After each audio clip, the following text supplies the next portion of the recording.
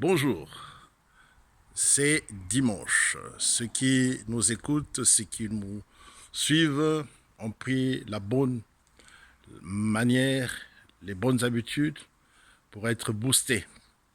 Oui, mes amis, à cause justement de la joie, la Bible déclare que la joie de l'Éternel fait ma force. Je suis heureux. Je suis heureux lorsqu'on me dit allons dans la maison de l'Éternel, c'est là où je me sens bien.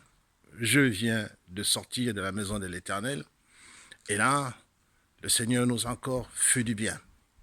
Car David disait, un jour devant lui vaut mieux que 1000 ans ailleurs. Alors nous croyons que nous sommes arrivés au terme de l'année 2020 et que le meilleur est encore devant nous. 2021, un chiffre s'ajoute à 20, 21. Il n'y a rien qui puisse ressembler à 2020 pour les temps qui viennent. Parce que, comme je l'ai dit, une génération vient, une autre s'en va.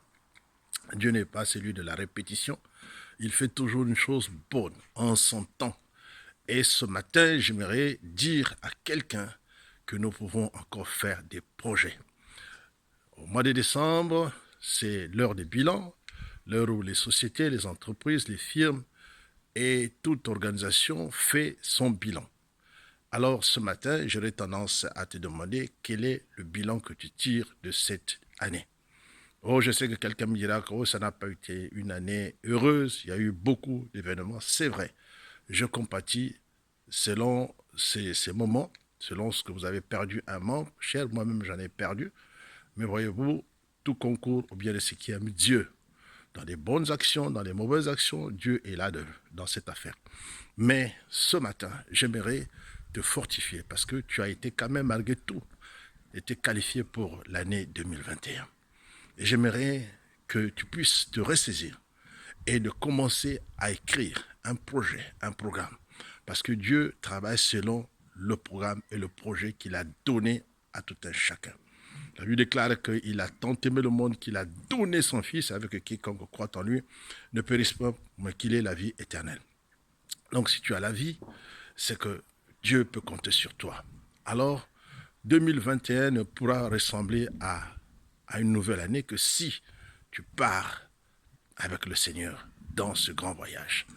Il est avec nous, il marche avec nous, il demeure avec nous, il se console avec nous, il pleure avec nous dans les moments les plus difficiles. Il a été là. La preuve qu'il était là, c'est que tu n'as pas été confondu, n'est-ce pas, dans ce convoi de la mort. Alors, bien-aimé, continue à espérer en ce Dieu. Cherche-le et il finira par se trouver. Bien-aimé, je ne te parle pas d'un Dieu, d'une religion ou d'un système selon les hommes. Dieu, il est avant tout, Dieu, il est esprit. Et il s'est établi une demeure. Tu es donc cette demeure. Mais seulement à condition que tu le laisses rentrer, qu'il vienne demeurer en toi. Il a dit à Zachée, un personnage de la Bible, il a dit, hâte-toi de descendre car il me faut aujourd'hui demeurer chez toi.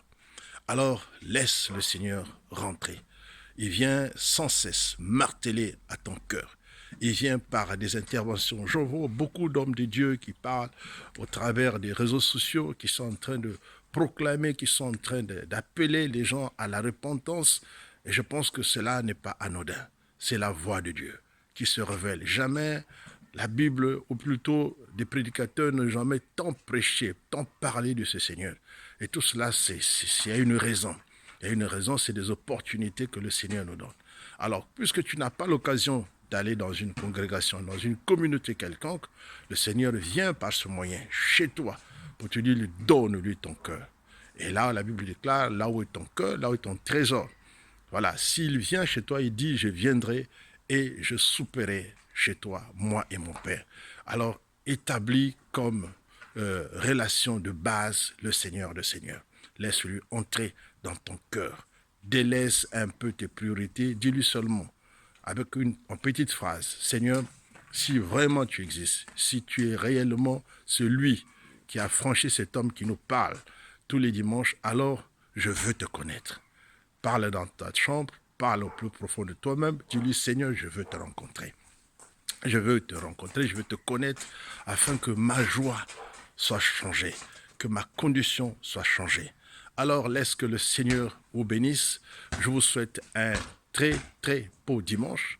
Et alors qu'on parle de soldes, on parle de ceci, de cela, votre vie vaut mieux que les soldes parce que vous avez été racheté à un grand prix. Vous n'avez pas été soldé. Voilà pourquoi ne cherchez jamais des choses à peu près. Cherchez celles pour lesquelles vous allez vraiment vous réjouir. Et cette jouissance, c'est celle que le Seigneur, mon Dieu, est à même de vous donner. Que le Seigneur vous bénisse dans vos engagements. Soyez fidèles et c'est dans la fidélité qui va se révéler à vous. Que le Seigneur vous bénisse. Portez-vous bien. Amen, amen, amen.